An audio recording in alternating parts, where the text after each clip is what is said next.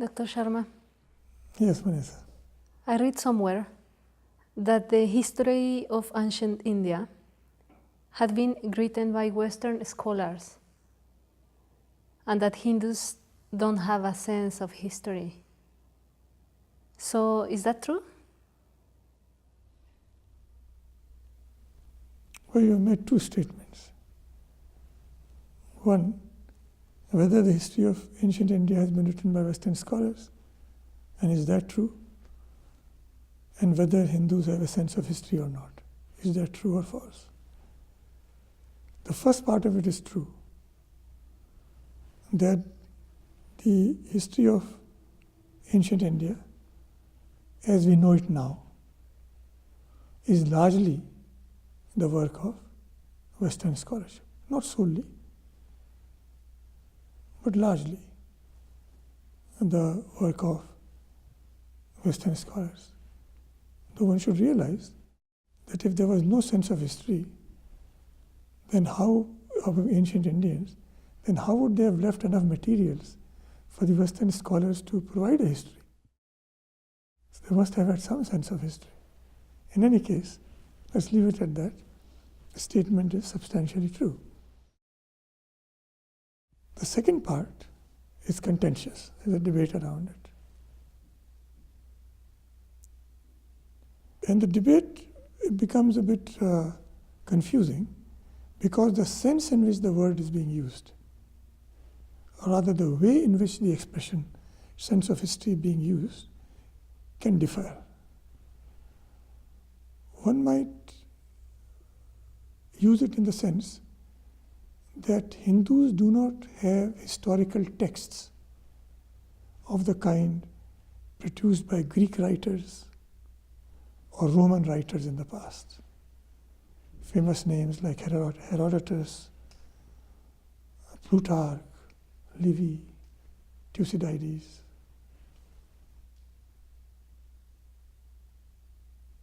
In that sense, it is substantially true that we do not have texts of that kind. Although there is one major exception to this. There is a very famous text called the Ras Tarangini of Kalhar, around 12th century.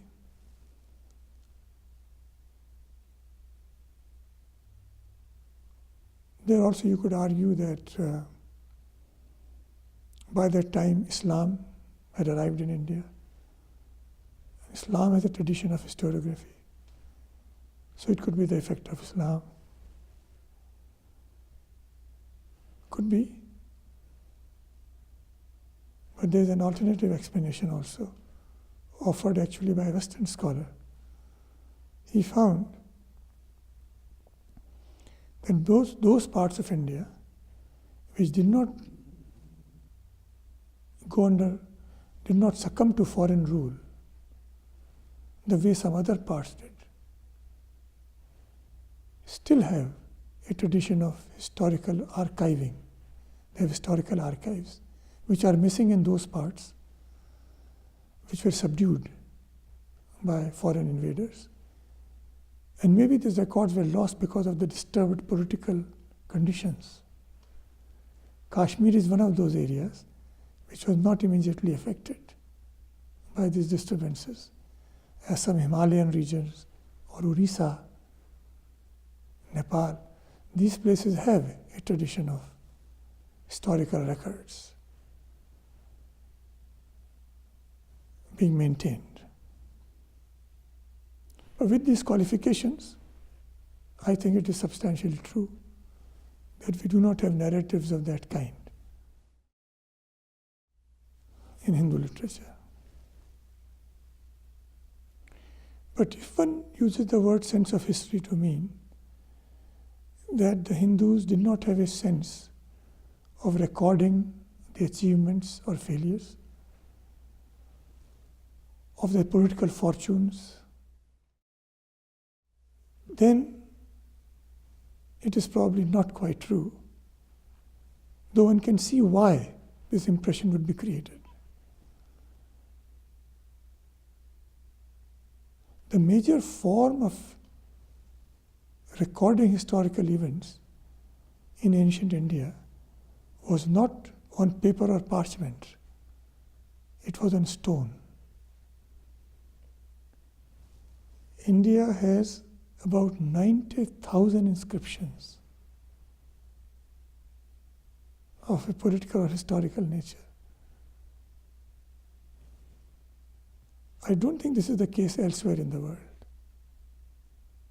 So partly it is a question of not being sensitive to the kind of material which has been used to preserve historical records.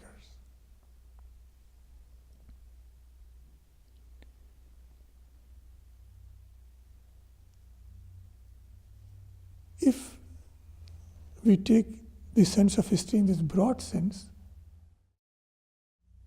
then I don't think it is quite fair to the facts to say that Hindus did not have a sense of history. Sometimes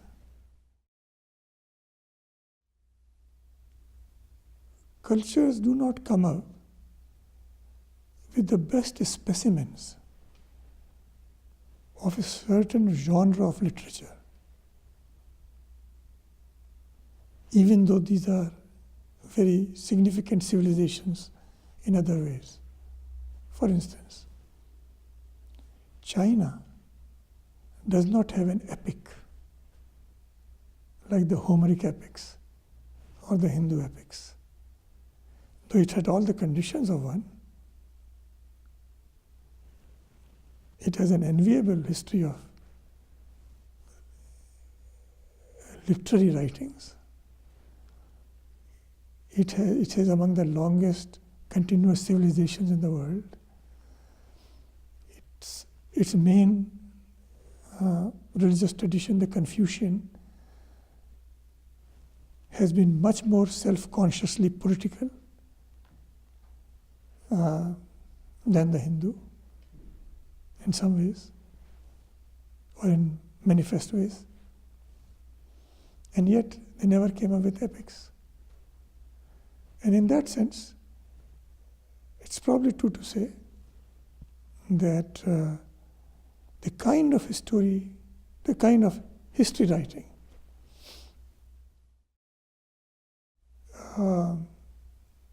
we associate with Western civilization is only of recent vintage in India. I take your point about the sense of history in a secular sphere. But Judaism has a history of how it arose. Christianity has a history of how it arose, and Islam also. Does Hinduism has this sense of history?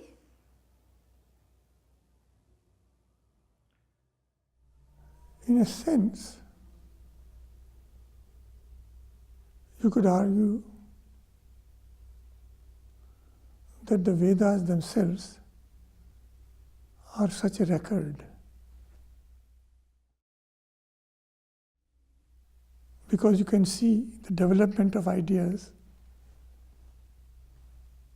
and the development of Hinduism itself,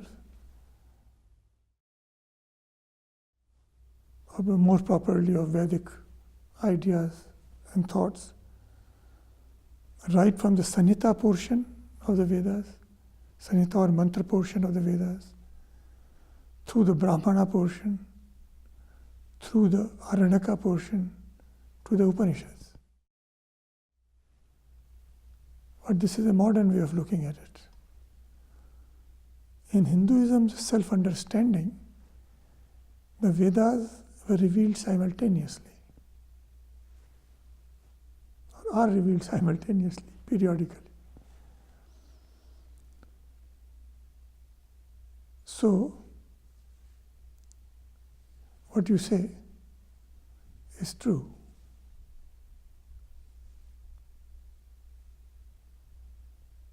To a certain extent. One could add that Hinduism does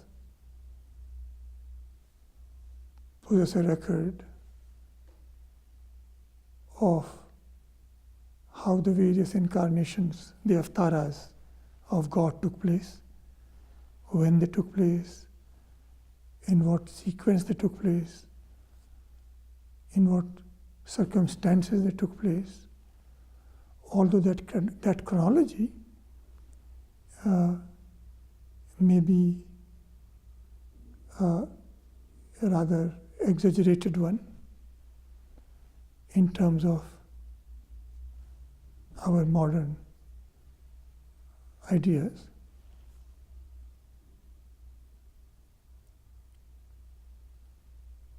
But it is true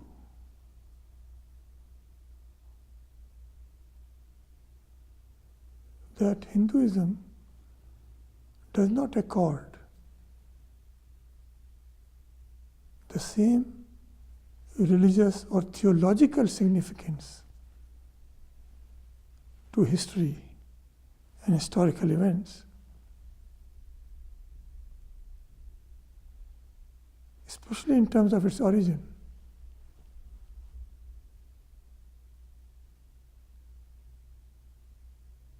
As we find in the case of Judaism, Christianity, and Islam, or the Abrahamic religions.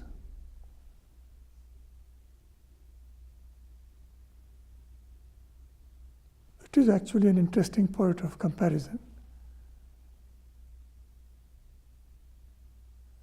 that the same could be said of Buddhism and Jainism, and maybe even Sikhism to some extent.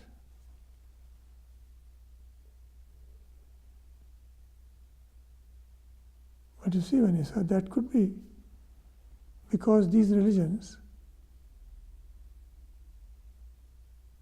at least philosophically,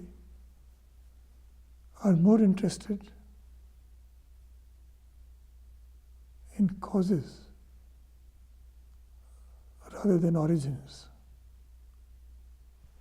Dr. Sharma, can you please say a little bit more about the distinction between origin and cause? Have you ever had flu? Yes. So you went to see a doctor. Was the doctor prescribed a medicine? And you were cured? Was the doctor interested in the origin of flu or the cause of flu? If the doctor were interested in the origin of flu, then he would be writing a history of where did the strain of viruses come from which infected you, whom did it infect before you and before him or her, and before that particular creature, and so on. That would be the direction in which you would move if you are interested in the origin of your disease. But if one is interested in the cure of your disease, then one looks for the cause of it. The fact that some viruses are responsible for your illness suffices to cure it. So this is a homespun example of the distinction between origin and cause.